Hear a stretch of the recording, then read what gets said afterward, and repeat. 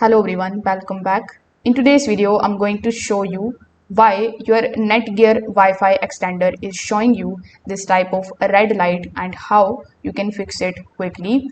Now, the most common reason why this particular red light is the poor signal strength.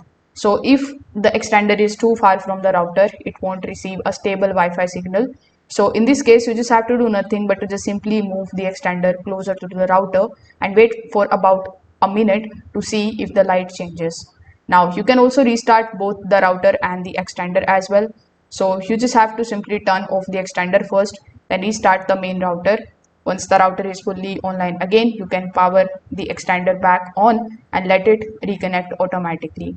Now sometimes the extender is connected to the wrong network or an outdated password. So you can just simply open your Nighthawk application on your phone, and here you just have to simply go to the extender setup page and confirm the extender whether it is connected to the correct Wi-Fi network.